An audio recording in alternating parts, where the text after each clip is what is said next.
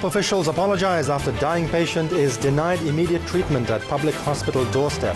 Government to auction licenses for Hong Kong's first mobile TV services. Cold weather warning in force. Get ready for colder temperatures tomorrow.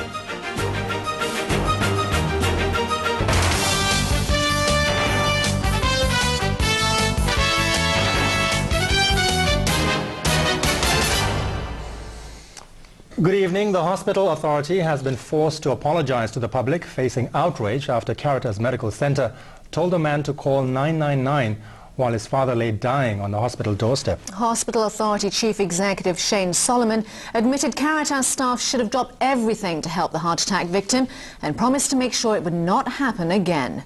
ATV's Jeff Tang reports.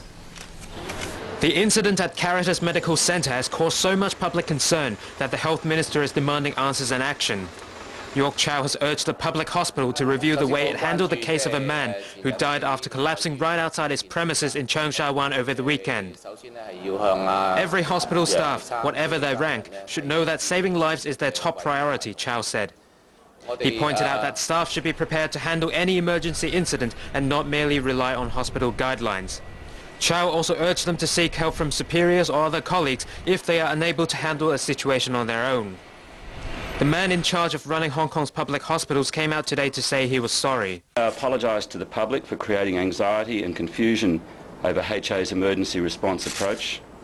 It reflects badly on all the HA frontline colleagues who work so hard to save lives day and night. The Hospital Authority Chief Executive promised to introduce new rules to prevent a similar tragedy. We'll make some changes to the procedures, we'll make some changes to the equipment, and we'll reinforce that we have a responsibility and an accountability to deal with people within the vicinity of the hospital if there is a life-threatening situation. On Saturday afternoon, a 56-year-old man collapsed with chest pains outside the entrance of Caritas Medical Center. His desperate son rushed inside to ask for help, but the receptionist told him to call 999 instead of helping him. By the time an ambulance arrived and took him into the emergency room almost half an hour after he collapsed, it was too late for the heart attack victim. It is clear that CMC's response to a patient close to the hospital door with a life-threatening condition was inadequate and not up to HA's standard response. Yesterday, hospital officials denied their staff had done anything wrong, insisting that the incident had happened outside their premises and calling 999 was the most efficient response to medical emergencies.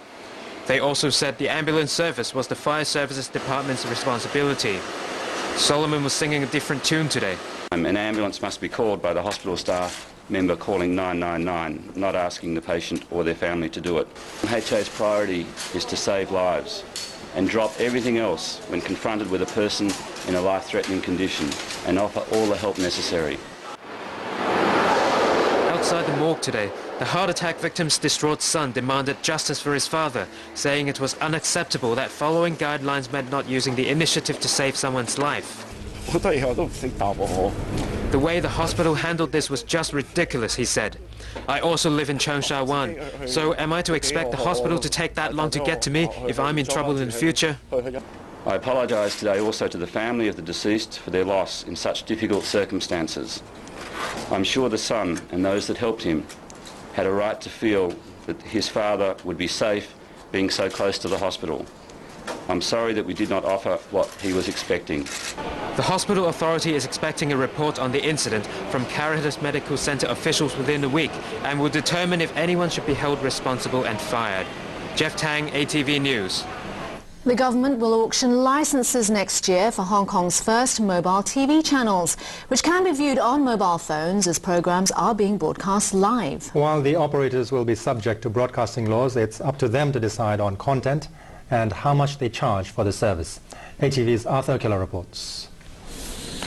If you can't get enough of TV in this town already, you'll be happy to hear that Hong Kong is set to follow countries like South Korea and Japan, with dedicated television channels for portable devices like mobile phones.